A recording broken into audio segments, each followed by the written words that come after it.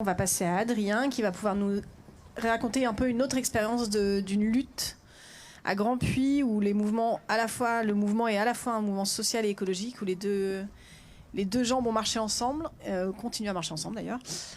Et donc voilà, profitez un peu de votre expérience, de votre retour d'expérience. Bonjour à tous. On m'entend bien là? Ouais, ça va. Donc salut, moi je m'appelle Adrien Cornet, donc je suis travailleur à la raffinerie de Grandpuits, je suis pompier là-bas et je suis aussi délégué syndical de la CGT. Donc ce débat aujourd'hui, il est fondamental, hein. Le secteur aérien et le secteur pétrolier qui exploite les énergies fossiles sont intimement liés, comme vous le savez. Demain, dans le futur projet de Total à Grandpuits, on va produire ce que Total appelle du biocarburant et notamment du biokérosène. C'est de l'agrocarburant qui sera fait à base de céréales, de colza et ils aimeraient nous faire croire qu'ils vont mettre un petit peu d'huile de cuisson aussi là-dedans pour que ce soit un petit peu plus repeint en vert. Bon, on sait très bien que tout ça, c'est basé sur une seule et même chose et même obsession de l'entreprise capitaliste, c'est de faire perdurer en permanence leurs profits. C'est-à-dire que Total ne pense qu'à maintenir le taux de rentabilité de cette entreprise, un taux de rentabilité à 2 chiffres, et en dessous de ça, pour eux, ils considèrent qu'ils font du social. Et c'est exactement la même chose pour Airbus et pour toutes les entreprises capitalistes qui produisent dans le système. C'est-à-dire qu'ils sont dans l'obsession permanente du profit et peu importe ce qu'ils font des travailleurs et de la planète, ça ils sont contre-fous. Et c'est lié au système même en réalité, c'est intrinsèque à ce système. Donc c'est un problème qui ne va pas simplement se résoudre par des taxes aux frontières ou par des normes un peu plus supérieures. Par exemple, la fermeture de Grandpuits, elle a eu lieu à un moment où Total nous disait, vous comprenez, on prend le virage de la transition écologique. Et en parallèle de fermer la raffinerie de Grandpuits, on creuse un pipeline de 1500 km en Ouganda qui est réchauffé en plein milieu des parcs naturels. Voilà. Ça, c'est la réalité de la transition écologique d'aujourd'hui. Mais de demain aussi. Si nous, on ne pose pas les bases d'une discussion saine et sereine dans ce système capitaliste, la planète et les travailleurs, ils vont mourir. Donc maintenant, il faut qu'on se dise les choses. Et l'État est au service de tout ça. Et ça, c'est pas nous qui le disons. C'est l'État lui-même et son représentant qui est là direct. Quand on a demandé, quand on a été en entretien, après avoir fait une lutte de 45 jours en grève reconductible, et qu'on a dit à l'État, stop, arrêtez ce massacre social et environnemental, parce qu'on le rappelle, fermer une raffinerie en France, c'est aggraver la pollution. Parce que c'est aller produire des carburants à base d'énergie fossile dans des pays où les normes sociales et environnementales sont moindres. Et c'est les importer. Donc l'État nous répond, à travers son représentant qui est la directe, on ne peut rien pour vous. On ne peut rien pour vous parce que les lois, la jurisprudence, elle autorise à supprimer des emplois, à licencier même quand on fait des bénéfices. Il n'y a qu'une chose qui compte, c'est le rapport de force. Le rapport de force avec les travailleurs, avec les associations, avec les habitants, avec les gens. Et il faut qu'on prenne conscience de tout ça. C'est ensemble qu'on va renverser ce système qui nous pourrit la vie. Et c'est ça qu'on a essayé de faire à Grandpuits, avec toutes les difficultés qu'on a connues, le Covid, le confinement, l'interdiction de se rassembler. Mais on a tenté. On s'est rencontrés avec les associations écolos, les Amis de la Terre, Greenpeace, le collectif Plus Jamais Ça. On a posé les bases déjà d'une discussion saine. À quoi sert le raffinage? Répond-il à des besoins? Et pourquoi on produit en France et pas ailleurs? Pas parce que la France, on a des intérêts communs avec les patrons français. Non, non. Encore une fois, nos intérêts divergent quand on pense au profit et quand on pense à la planète et aux travailleurs. C'est un truc qu'on doit rappeler en permanence. Sinon, on ne comprend rien à ce qui se passe. Parce que les travailleurs du raffinage, comme de l'aéro. Et comme le disait si bien Marx, ils ne sont guidés que par l'aiguillon de la faim. On ne pense qu'à remplir notre frigo. On se lève pas un matin en disant « Chouette, je me tape les 3-8. Chouette, je vais respirer du carburant toute la journée. » Ça n'existe pas. Et c'est pareil pour les travailleurs du nucléaire. Je vous le dis, il y a 2 semaines, je les avais au téléphone. Ils me disaient « Mais tu sais, nous, on est là pour produire de l'énergie dont on a tous besoin. Sauf qu'on n'a pas le contrôle ouvrier sur nos outils de travail. On ne peut pas gérer. Parce que si on était aux commandes de nos sociétés, on ferait autrement. Parce que ce qui les inquiète, c'est le statut, c'est la perte du statut, c'est la précarité. Et c'est nous, partout ailleurs, on est confrontés à ça. Aujourd'hui, ici, il devait venir un camarade de l'aéro, que tu connais peut-être, qui s'appelle Gaëtan Gracia. Il travaille aux ateliers de Haute-Garonne, il fait des rivets pour les avions. Et il me disait, en message, il me disait, tu sais, nous, collectivement, les jeunes, on est pour la baisse du trafic aérien. Parce qu'on sait que c'est bon pour nous, pour la planète. Mais ce qui nous inquiète, c'est le seul moyen qu'on ait de se nourrir demain. Donc commençons déjà par dire ça. Et ensuite, parlons de ce que veulent les patrons. Ils veulent que tous les 15 ans, le trafic aérien double. Ils veulent profiter de cette bulle financière, continuer à vendre des Airbus et à arroser encore et encore les actionnaires de pognon. Alors que nous, effectivement, demain, si on était aux commandes de la société, déjà reprendre le contrôle ouvrier de nos usines, ça a du sens. Nous, c'est ce qu'on disait. Si demain, on nationalisait toutes les raffineries et qu'on les mettrait sous contrôle ouvrier, on polluerait beaucoup moins. Parce que le patron, quand il dépasse les rejets R et les rejets O, qu'est-ce qu'il fait? Il paye les amendes.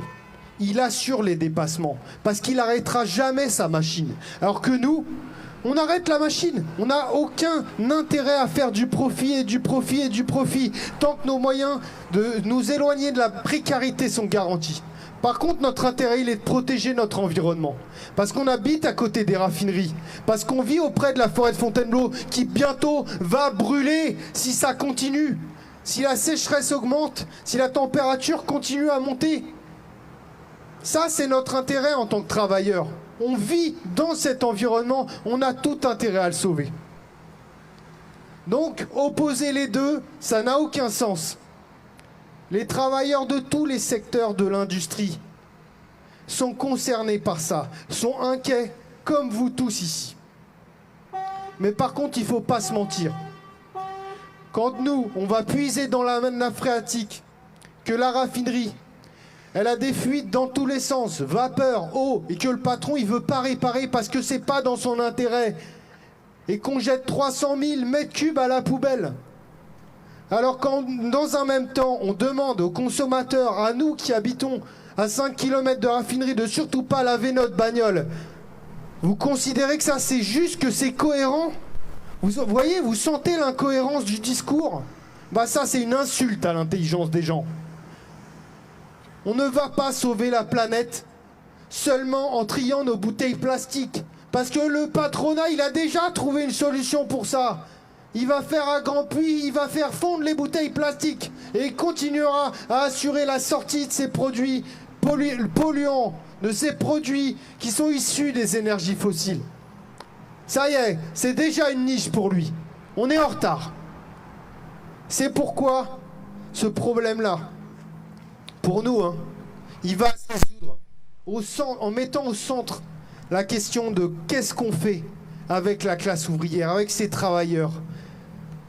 C'est la grève, c'est le rapport de force qui imposera ça. Parce qu'encore une fois, avec vous, tous ensemble, on peut y arriver. Mais si vous pensez que vous allez convaincre Patrick Pouyanné, Djebari, ministre des Transports, que demain, il faut qu'on arrête tout ça, parce qu'aujourd'hui, vous savez, les transports publics, ça y est, le rail privatisé, la RATP dans 5 ans privatisé. C'est ça la solution de l'État. Et si on commence à leur demander gentiment leur avis, ils vont continuer à faire ça. Alors qu'en réalité, il faudrait qu'à chaque fois qu'on voit une grève du rail, des cheminots, des traminots, on soit avec eux pour dire à quel point c'est eux la solution. Voilà. Avec notre petite expérience et celle de Grand Puy, nous, on a trouvé que ça. Voilà, merci.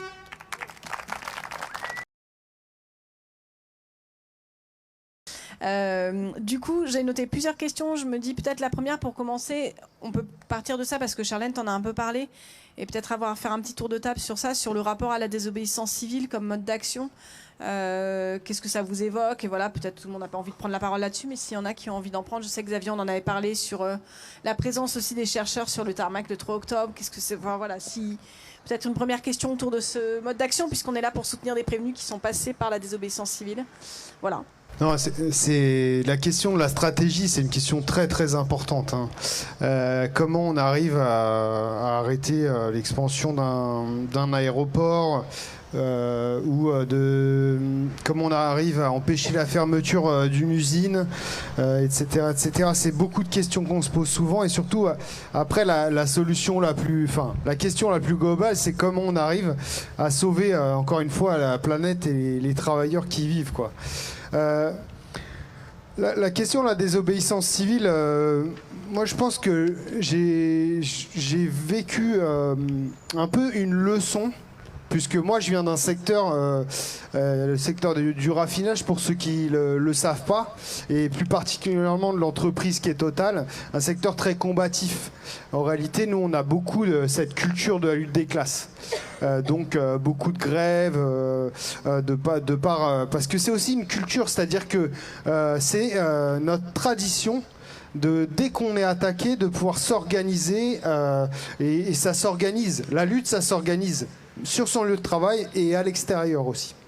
Et les Gilets jaunes, par exemple, ça a été une démonstration d'une forme de désobéissance civile, mais massive pour le coup, qui nous a montré à quel point les travailleurs, parce que c'était tous des travailleurs, quand ils étaient confrontés à une injustice comme cette fameuse taxe qui a déclenché cette révolte, ils pouvaient ensemble imposer un rapport de force conséquent qui a fait trembler le pouvoir à ce moment-là. Mais là où ce qui a manqué pour faire basculer les choses, c'est la question de la centralité de la classe ouvrière. Nous, on pense que si les Gilets jaunes à ce moment-là et les ouvriers s'étaient mis en grève, eh ben on aurait pu faire changer les choses. On aurait pu renverser le pouvoir. Et c'est pareil pour la question de la transition écologique. Moi, pendant la manif pour le climat, je disais souvent, et puis c'est bien parce que du coup on se rejoint, à quel point cette loi, elle sera vide de sens et que de toute façon, même s'il y avait une loi, ça suffirait pas. Parce que le patronat, en dernier ressort, il écroulerait le financement, la maintenance, il ferait du lockout, il déserterait en fait le cadre dans lequel vous allez voter et il irait polluer ailleurs. C'est pour ça que c'est beaucoup plus global. Et c'est ce qu'on dit depuis le départ. Ça se résume pas au secteur aérien. C'est le secteur pétrolier, c'est de penser l'ensemble des transports. C'est de comment on se déplace et comment on répond aux besoins de déplacement. Et ça, encore une fois, tous les travailleurs ont dans l'intérêt de trouver des solutions qui soient moins polluantes à partir du moment où on leur garantit les moyens de s'éloigner de la précarité. Donc oui, la désobéissance civile, si elle est alliée à des mouvements de masse, de grève, parce que dans notre histoire, parce qu'on a la chance d'être dans un pays où il y a eu beaucoup de lutte des classes, donc on est conscient du fait que qu'est-ce qui marche et qu'est-ce qui marche pas, qu'est-ce qui a pu marcher à un moment donné. Eh ben, c'est le rapport de force des ouvriers, de la grève, arrêter la production, arrêter les transports. Regardez ce qui s'est passé en 2019-2020. Quand vous étiez ici sur Paris, vous avez vu à quel point les travailleurs, cheminots, traminots, ils ont dans leurs mains un rapport de force d'une conséquence absolue. Ils peuvent tout figer, tout paralyser. Ça a été le cas pour les raffineurs en 2010. Eh ben, imaginez-vous. On additionne 2010, les raffineurs, 2016, 2018 et les Gilets jaunes. 2019-2020, les traminots, les cheminots, et tous ensemble, là, tous ceux qui ont fait de la désobéissance civile. Et on se coordonne, et on tape sur le même clou au même moment, et on exige que le système change. Et voilà. C'est vrai, c'est ça le débat stratégique qui, entre nous, il est fondamental. Une autre question sur laquelle je pense que ça vaut le coup de revenir un petit peu, plus sur la question vraiment des avions, du secteur aérien. C'est vrai que là, au cours de tous ces derniers mois, depuis la crise Covid, on a fait face à un discours du gouvernement et des dirigeants du secteur aérien qui était très centré sur cette solution de l'avion vert, qui a été présentée vraiment comme la solution qui allait nous sortir de la panade de la crise climatique, quoi.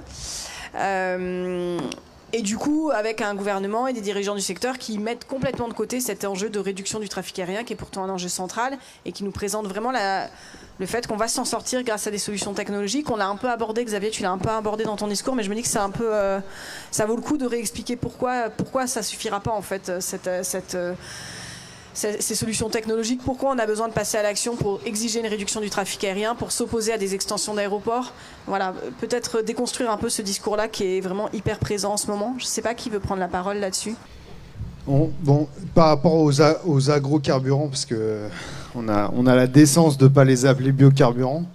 Non, ça c'est une vaste fumisterie, enfin, vous imaginez bien. Déjà, on va commencer par utiliser des terres qu'on pourrait utiliser du coup pour faire de la nourriture, pour faire pousser des céréales, pour qu'on fasse voler des avions. Enfin, je veux dire, rien que de penser à ça, un enfant de 5 ans, il tombe dans les vapes, quoi. Il se dit, mais c'est n'importe quoi. Et après, on faisait en tant que raffinerie. On va passer de 30 millions à 60 millions. Ça va pour eux, hein. Ça va très bien pour eux. Par contre, pour la planète, c'est pas la même purée. Et pourquoi ce projet a été fait à Grand Puy? Grâce aux infrastructures publiques. Il faut rappeler que le transport, aujourd'hui, les infrastructures du transport comme le rail sont d'une qualité, sont de cette qualité parce qu'elles sont publiques. Mais pourquoi elles ont été écroulées? Parce qu'à la tête de ces entreprises publiques, on a un État qui est au service du capitalisme. C'est pour ça qu'on dit que nationaliser toutes nos secteurs qui sont indispensables et qui répondent à nos besoins, il faudra le faire sous contrôle ouvrier. Il faudra que ce soit les gens qui décident du comment et du pourquoi. Demain, les travailleurs cheminots de l'Infrapol de Paris Nord qui sont en grève aujourd'hui et qui se battent pour des conditions de sécurité et des conditions de travail dignes, alors qu'ils travaillent au milieu des seringues et des cafards, et ben ces gens-là, c'est eux qui doivent décider de leurs conditions de travail, leurs conditions de sécurité. C'est comme ça que ça doit se passer. Et dans l'atelier de Haute-Garonne, c'est pareil. Comment on produit? La question, c'est quoi et comment on le fait? Parce que sinon, ce sera toujours les mêmes qui vont payer. Ça va être nous. C'est pour ça que nationaliser, ça ne suffit pas. Les secteurs, il faudra les mettre sous contrôle ouvrier. Et les secteurs de la recherche, on en discutait ce matin, j'étais à Jussieu. Il y a des chercheurs qui disaient, mais nous, on ne veut plus travailler pour Total, pour toutes ces boîtes qui pourrissent la planète. Nous, on aimerait travailler pour vous. Aujourd'hui, avec Greenpeace, les Amis de la Terre, on fait un projet, on essaye de penser un projet où on sauve tous les emplois. Les 700 emplois qui ont été supprimés par Total, on veut trouver une solution, un travail pour eux. Mais ça ne se fera pas sans les chercheurs, ça ne se fera pas sans les ingénieurs. Nous, on est des travailleurs. On pense, on a des compétences. On est prêt à le mettre au service de tout ce qui répondra au bien commun. À partir du moment où on a des moyens qui nous éloignent de la précarité. Mais c'est pour ça qu'on en revient toujours au même. Qui décide? Si c'est dans le cadre du capitalisme, ce sera la rentabilité. L'hydrogène vert, ça n'existera pas. Parce que ce n'est pas rentable. Et même écologiquement, ce n'est pas rentable. Voilà. Donc il faut vraiment qu'on pose ces bonnes bases. Je crois qu'il y avait des questions dans le public. Là, du coup, il va y avoir un gros procès dans 2 semaines, le 7 juillet. 2 personnes qui vont avoir un risque de 5 ans de prison et 75 000 € d'amende pour avoir attaqué BlackRock. Alors BlackRock, c'est juste le plus gros fonds de gestion de portefeuille boursier au monde. Premier actionnaire mondial, premier actionnaire en France, actionnaire de Total, actionnaire de l'aéroport de Paris. C'est quand même, c'est pas un petit client, c'est pas l'épicier du coin. C'est vraiment la plus grosse multinationale au monde. Maintenant, ma question, c'est, on parle de désobéissance civile, mais pour rassurer les activistes qui vont se lancer là-dedans et qui sont dedans, est-ce qu'on a un soutien global de tous les mouvements et de toutes les assos et de tous les syndicats envers ces personnes qui ont pris énormément de risques et qui se retrouvent face à la justice que moi j'estime plutôt injuste et qui risquent ces années de prison pour avoir défendu le bateau qui est en train de couler? Est-ce qu'on doit rester chacun dans notre cabine d'associations, de syndicats et de mouvements, ou est-ce qu'on doit tous se réunir pour essayer de boucher les trous et faire de notre bateau à pétrole et quoi que ce soit un navire viable pour notre futur? Voilà, c'est une question qui est plutôt ouverte envers la CGT, les amis de la Terre ANV comme 21, Alternativa et Greenpeace. Et je remercie encore notre recherche scientifique qui sera présent à ce procès-là. Voilà, merci. Par rapport à ta question, plus globalement, on en revient toujours à la question stratégique. Hein. C'est parce que les répressions, que ce soit de camarades militants dans des assos ou de travailleurs qui se mettent en grève et qui finissent sur un piquet à s'affronter à la police et donc à se faire réprimer, à se faire licencier, etc. La violence, encore une fois, souvent dans le mouvement écologique, on entend parler d'actions non violentes. Mais la violence, elle est partout dans cette société et elle est profondément ancrée. À partir du moment où vous remettez en question le capitalisme, vous allez subir de la violence. La violence, elle va être judiciaire, elle va être policière, elle va être partout. Ce que vivent les mecs dans les quartiers, vous allez les vivre ici et maintenant. Hein. À partir du moment où vous remettez en question les profits des patrons, ça y est, top, c'est parti. Vous affrontez la police, la justice, et tout ça au même service de ces mêmes patrons. Donc maintenant, la question se pose. Est-ce qu'un à un, on va aller se fatiguer à s'affronter, comme tu l'as dit, à BlackRock, actionnaire de Total, aux ADP, Airbus, à tous ces patrons qui marchent tous ensemble et qui, eux, sont organisés. On le rappelle, hein, ils ont le MEDEF, ils ont les partis politiques à leur service. Et nous, on arrive parsemé action après action, ou alors tous ensemble, on se met autour d'une table, on se parle et on ne va pas oser la question stratégique. Il nous faut une révolution. Ça n'arrivera pas autrement. Et ce sera eux ou nous. Et ce sera violent. Pardon de vous le dire. Parce que les patrons, ils ne vont pas nous laisser leur arracher les moyens de production sans bouger. On prendra des coups. Et la police, elle viendra. Il va falloir se battre. Je suis désolé de vous le dire, mais ça va finir comme ça. Voilà, donc maintenant, encore une fois, moi si je suis là, c'est pas pour vous mentir. On a fait une grève, on s'est mis devant Total, certains d'entre vous étaient là, hein, en statique, on a essayé juste de s'approcher de la tour. On a pris 40 gardes mobiles, casqués, tonfa, etc. Vous avez vu ce qu'ils ont fait aux Gilets jaunes? Eh oui, malheureusement, le capitalisme, c'est violent. Et on aimerait que ça se passe autrement, mais c'est comme ça. Donc maintenant, il faut qu'on parle d'organisation. Il faut qu'on pense ça ensemble. Qu'on se mette autour d'une table. Et encore une fois, on tape sur le même clou au même moment. Et on va y arriver.